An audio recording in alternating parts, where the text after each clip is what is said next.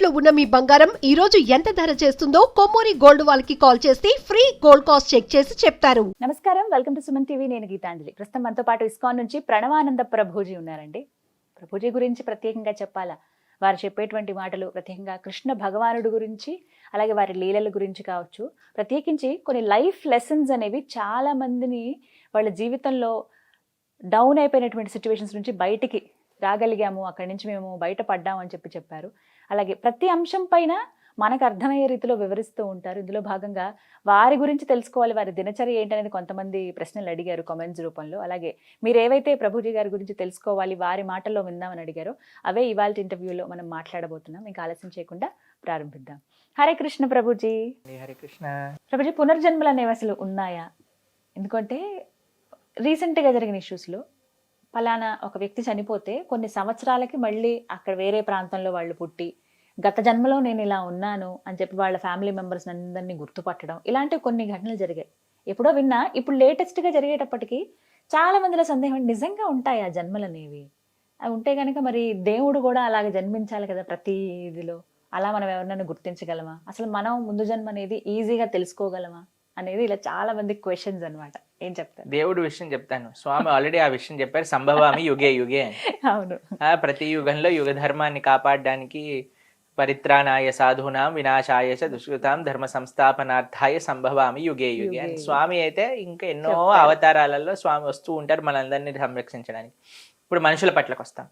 మీరు 1-2 కాదండి, doctor ఐన్ Stevenson, మీరు అందరు టైప్ చేసి చూడండి ఇంటర్నెట్లో. మీరు ఎప్పుడైతే మీ ప్రవచనం ఈ వీడియో వింటారో, డాక్టర్ ఐన్ స్టీవెన్సన్ ఆయన 2500 కంటే పైగా కేసులు, కేవలం పునర్జన్మ సిద్ధాంతానికి సంబంధించిన కేసులన్నీ ఆయన స్టడీలో చేసి ఒక పుస్తకాన్ని తయారు చేశారు.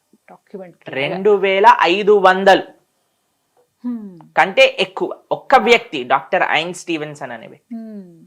ఆయన భారతదేశంలో కూడా ఎన్నో, మీకు ఒక ఆశ్చర్యకరమైన విషయం చెప్తాను.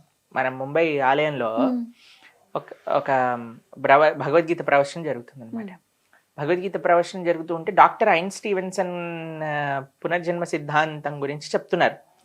ఆయన ఒక స్టోరీ గురించి ప్రస్తావన చేస్తారు. అయితే ఈ ప్రవచనకర్త, భగవద్గీత ప్రవచనకర్త ఆ స్టోరీ గురించి చెప్పారనమాట. అయిపోయింది ప్రవచనం అంతా. అయిపోయాక ఒక వ్యక్తి ఆయన దగ్గర నుంచి నడుచుకుంటూ వచ్చారు. నడుచుకుంటూ వచ్చి, ఏదైతే మీరు స్టోరీ చెప్పారో ఆ వ్యక్తి నేనే అన్నారు. డాక్టర్ ఐన్ స్టీవెన్సన్ ఆయన స్టోరీనే ఆయన పుస్తకంలో రాశారనమాట, ఏ వ్యక్తి అయితే ప్రవచనం అటెండ్ అయ్యారు. అప్పుడు ఆయన మొత్తం చెప్పారు, ఇలా ఇలా అయింది, నాకు పూర్వజన్మలో ఏమేమి గుర్తున్నాయి ఏంటి అన్ని విషయాలు చెప్పారనమాట. ఆయన ఇంకా ఉన్నాడు, ముంబైలోనే ఉన్నాడు, వస్తూ ఉంటారు, గుడికి వస్తూ ఉంటారు. మాట్లాడండి మీరు వెళ్ళి. కాబట్టి ఇలా ఇదేం కొత్త విషయం కాదండి, చాలా విషయాలు. ఇస్కాన్ లోపలనే శ్రీల ప్రభుపాదుల వారి సమయంలో ఒక భక్తుడు ఉండేవారు. ఆయన మళ్ళీ పుట్టి ఒక భక్తురాలుగా అయ్యి శ్రీల ప్రభుపాదుల వారి శిష్యుల దగ్గర నుంచి దీక్ష తీసుకొని ఆవిడ ఇంకా ఉన్నారు లండన్ లో. మళ్ళీ జన్మ ఉన్నట్టే.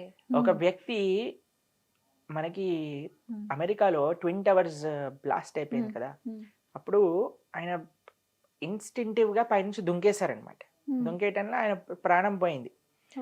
నెక్స్ట్ జన్మలో పుట్టేశాక ఎప్పుడు కూడా ఆ ఫ్లైట్లో వచ్చి గుద్దాయి, నేను ఆఫీస్లో పని చేస్తుండే, నేను ఇలా ఫోన్ చేశాను, పైనుంచి దుంకేశాను, అవి ఇవని చెప్తుంటే ఏం అర్థం కావట్లేదు. తర్వాత వీళ్ళు ఆ ఒక వీడియో పరిశీలన, అప్పుడు చాలా మంది వీడియోలు తీయటం ప్రారంభం చేశారు కదా, వీడియోలో తీయటం పరిశీలన చేస్తే ఒక వ్యక్తి నిజంగా పైనుంచి దుంకటం అనేది, వీళ్ళు ఏ ఫ్లోర్ లో నుంచి అయితే దుంకుతానని చెప్పాడు అక్కడ నుంచే పడిపోవటం వీడియోలో క్యాప్చర్ అయ్యింది.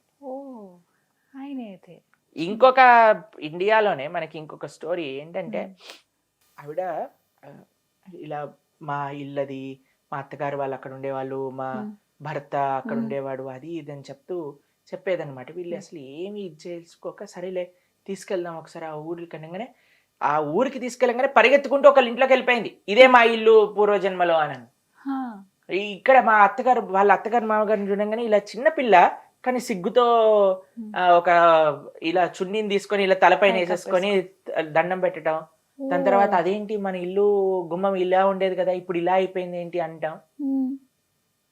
ఇవన్నీ మీరు ఇంటర్నెట్ ఎత్తుకండి, మీకు ఎన్నో విషయాలు పునర్జన్మ సిద్ధాంతం గురించి. అందుకే కృష్ణుడు భగవద్గీతలో చెప్పాడు పునర్జన్మ సిద్ధాంతము, దీన్ని రీఇన్కార్నేషన్ థియరీ అని అంటారు. ఇది ఆత్మ మనము మనం శరీరం కాదు, మన ఆత్మ అనేది ప్రస్తావన చేయడానికి ఇదొక చాలా పెద్ద సైంటిఫిక్ ప్రమాణం ఇది. కానీ ఎప్పుడైతే తల్లికి ఆ బిడ్డకి ఉన్నటువంటి బంధం తెగిపోతుందో, అంటే బొడ్డు తాడు ఏదైతే తెంపేస్తారో అక్కడితో మర్చిపోతారు అని అంటారు. మళ్ళీ ఎలా గుర్తొస్తాయండి ఇవన్నీ కూడా? ఎందుకు గుర్తొస్తాయి, ఎందుకోసం భగవంతుడు ఈ విధంగా కొంతమందిని వదిలేస్తారు అని అంటే, మనం అంత ఈజీగా భగవంతుడి మాట వినే రకాలు కాదు కదా. కాబట్టి కొన్ని ప్రమాణాలు విడిచిపెట్టాలి కదండి. అంతెందుకండి, మీరు మన ఇంట్లో ఉండే పిల్లలకి చూడండి, చిన్నప్పటి నుంచి వాడికి అలాంటి ఎక్స్పోజర్ ఉండదు, వాడికి అది చూపించి, కానీ కొన్ని టెండెన్సీస్ ఎక్కడి నుంచి వస్తాయో కూడా మనకు తెలియదు. ఎక్కడ నేర్చుకున్నావు ఈ అలవాట్లు అని అంటారా? పూర్వజన్మ నుంచి వచ్చినాయి, ఎక్కడి నుంచో కాదు, పూర్వజన్మ నుంచి వచ్చిన సంస్కారంలే ఇవన్నీ కూడా. కాబట్టి మనం ఏం నేర్పించాం, చెడైనా మంచైనా ఏదైనా కొన్ని పూర్వజన్మ నుంచి వస్తూ ఉంటాయి. అందుకే పూర్వజన్మ సుకృతి అని అంటారు. లేదా వీడు అమ్మో ఈ పూర్వజన్మ ఏ రాక్షసుడో వీడు అని అంటుంటారు. ఎందుకంటే వాళ్ళంతా అల్లరి చేస్తారు. ఎందుకంటే అమ్మ నానేమో అంత మంచి వాడు, అన్నయ్య తమ్ముడు వీడేంటబ్బా ఇలా ఉన్నాడు, వీడు ఈ జన్మకి కాదు, పూర్వజన్మ సంస్కారాలు అని, పూర్వజన్మ సంస్కారములు అని వాడుతూ ఉంటాం మనం. మన వాడుక భాషలో మీకు తెలుసు కదండి ఈ విషయాలన్నీ కూడా. కాబట్టి నియర్ డెత్ ఎక్స్పీరియన్స్ అని ఒకటి ఉంటుంది, తెలుసా మీకు? అందులో ఏమవుతుందంటే, శరీరం పోయే సమయానికి అలా ఆత్మ దగ్గర పడుతున్న సమయం నుంచి ఇలా ఒక్కసారిగా బయటకు వచ్చేస్తారు అనమాట. దాంట్లో చాలా ప్రమాణాలు ఉన్నాయి. మీకు ఒక విషయం అంటే మనిషి చనిపోయే ముందు కొన్ని సంకేతాలు కనిపిస్తాయి. మీకు మా విషయమే చెప్తాను మీకు. ఒక మన భక్తి వేదాంత హాస్పిటల్ అని ముంబైలో ఒక హాస్పిటల్ ఉంది. అంటే డైరెక్టర్ మాధవానంద ప్రభు అని ఉంటారు. వారు ఒకసారి వెళ్తున్నప్పుడు ఒక దగ్గర భగవద్గీత చూసారనమాట. మన డివోటీస్ డిస్ట్రిబ్యూట్ చేస్తున్న భగవద్గీత. అయితే భగవద్గీత పక్కన ఒక చిన్న పుస్తకం ఉంది, సెకండ్ ఛాన్స్ అని అంటారు శ్రీల ప్రభుపాదుల వారి లిఖితం అజామిల వృత్తాంతం. దాంట్లో ఏముంటుందంటే, కొంత అజామిల ఇలా బెడ్ పైన పడుకుంటాడు, కొంతమంది యమభట్లు వస్తారనమాట ఆయన దగ్గరికి. అప్పుడు విష్ణుదూతలు, ఆయన నారాయణ అనగానే విష్ణుదూతలు వచ్చేస్తారు, యమభట్లను పంపించేస్తారు. ఈయనకి ఇంకొక ఛాన్స్ ఇస్తారు, హరిద్వార్కి వెళ్ళి తపస్సు చేసుకొని తరిస్తాడు అనుకోండి. అయితే ఈయన భక్తుడు కాకముందు విషయం అనమాట. ఈయన నడుస్తూ వెళ్తున్నారు, చూడంగానే అరే ఇలాంటి వాళ్ళని నేను కూడా చూశాను అని. ఎవరిని చూసి అంటున్నాడు? యమభట్లను చూసి అంటున్నాడు అనమాట. ఇలాంటి వాళ్ళని నేను కూడా నా జీవితంలో చూశాను. ఏమైంది, ఎందుకు చూసా అంటే, కొంతమంది వచ్చారు నా దగ్గరికి. అయితే మా నాయనమ్మ చెప్పేది, ఇలాంటి ఏదైనా ఇలా భయంకరమైన వ్యక్తులను చూస్తే మనం భగవంతుడి యొక్క నామం చేయమని చెప్పింది. రామకృష్ణ హరి రామకృష్ణ హరి రామకృష్ణ హరి రామకృష్ణ హరి అని వాళ్ళు వెళ్ళిపోయారు. అనగానే వీళ్ళు ఆశ్చర్యపోయారు, సరే ఈ పుస్తకం వీటి గురించి చెప్తుందని ఇస్తే, ఆయన తర్వాత డివోటీ అయిపోయారు. ఇప్పుడు భక్తి వేదాంత హాస్పిటల్ డాక్టర్ ప్లస్ డైరెక్టర్ కూడా. కాబట్టి ఇలాంటివి కూడా మనకు తెలుస్తూ ఉంటుంది. కొంతమంది పాపం అప్పుడప్పుడు వాళ్ళ GPS కూడా పనిచేయదనమాట, రాంగ్ పేషెంట్ దగ్గరకు వచ్చేస్తారు, అప్పుడు వాళ్ళని డైరెక్ట్ చేసేయటం వచ్చేస్తుంది. చాలా స్టోరీస్ ఉన్నాయండి అలా. యమభట్లను చూసిన వాళ్ళకి చాలా మంది, ఎంతో మంది యమభట్లను చూసిన వాళ్ళు ఉన్నారు. ఎంతో మంది యమభట్లను చూసిన వాళ్ళు ఉన్నారు. మీరు వీడియోలో ఇంటర్నెట్ లో కూడా చూస్తుంటారు. మీరు కొంతమంది చనిపోయే ముందు ఇలా ఇలా ఇలా వాళ్ళు ఏదో లాగేస్తున్నట్టుగా ప్రయత్నం చేసి ఆయన లాస్ట్ పడుకొని ఇలా బయటకు వచ్చేస్తుంది ఆత్మ. అవుట్ ఆఫ్ బాడీ ఎక్స్పీరియన్స్ అంటారు. మీకు అమెరికాలో జరిగిన ఒక విషయం చెప్తాను. ఒకళ్ళని హాస్పిటల్లో, ఆవిడ అన్కాన్షియస్ స్టేట్ లో హాస్పిటల్కి వచ్చింది. ఐసీయూలోకి తీసుకెళ్లారు, ఆపరేషన్ చేశారు. ఒక 1 day తర్వాత అనెస్థీషియా అంతా పోయాక ఆవిడ మామూలు కాన్షియస్నెస్కి వచ్చింది. కాన్షియస్నెస్కి వచ్చాక, మీ హాస్పిటల్ టెర్రస్ నుంచి చూస్తే ఎంత పెద్దగా ఉంటుంది, టెర్రస్ పైన ఎంత బాగా ఇవ్వున్నాయి, టెర్రస్ పైన ఒక పార్ట్లో అంతా ఫుట్బాల్ ఉన్నాయి, హాస్పిటల్లో ఫుట్బాల్ ఏం చేస్తుంది, బాటిల్ ఉన్నాయి, బాటిల్ ఏం చేస్తున్నాయి. డాక్టర్లు అందరూ ఎంత షాక్ అయిపోతారు, ఎందుకంటే ఎప్పుడు ఆ టెర్రస్ ఓపెన్ చేయరు, టెర్రస్ ఎప్పుడు కూడా లాక్డ్ ఉంటుంది. సరే అని నిజంగా ఈవిడ చెప్పేది నిజమేనా అని టెర్రస్ తీసి చూసేసరికి ఫుట్బాల్, బాటిల్లు, చెత్త, ఆవిడ ఎలా అయితే డిస్క్రైబ్ చేసిందో అన్నీ అలానే ఉన్నాయి. ఎప్పుడు చూసావు నువ్వు అని అంటే, అదేంటి నేను 2-3 సార్లు టెర్రస్ పైకి వెళ్ళేసి వచ్చాను అని. ఏమంటారంటే అవుట్ ఆఫ్ బాడీ ఎక్స్పీరియన్స్ అంటారు అనమాట. శరీరం ఉంటుంది కానీ ఆత్మ కొద్దిసేపటి వరకు బయటికి వెళ్ళి వచ్చేస్తుంది అనమాట మళ్ళీ.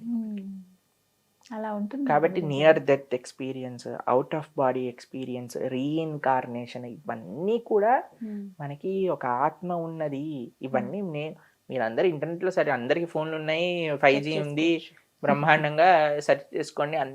ఎన్ని పేపర్ల వందల వేల పేపర్ల స్టడీ రీసెర్చ్ కేవలం రీఇన్కార్నేషన్ పైన, near death experience, out of body experience, వందల వేల వీడియోలు మీకు ఇంటర్నెట్ లో దొరుకుతాయి. అంటే అలా కనిపించిన వాళ్ళందరూ కూడా డెత్ దగ్గరలో ఉందని భావించాలా? అలా ఏం లేదండి, అలా ఏం లేదు. కానీ చెప్తారు కదా, చెప్తున్నాను, చనిపోయే ముందు ఇన్ని సంకేతాలు కనబడతాయి. పునర్జన్మ సిద్ధాంతం ఉన్నది. సనాతన వైదిక ధర్మం ఏదైతే ప్రస్తావన చేస్తుందో అది ఉండి తీరుతుంది అనడానికి ప్రమాణాలు చెప్తున్నాను.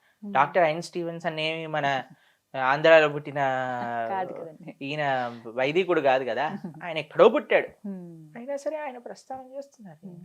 కానీ పునర్జన్మలు ఉన్నాయి, ఇది నమ్మాలి అందరూ కూడా కదండి.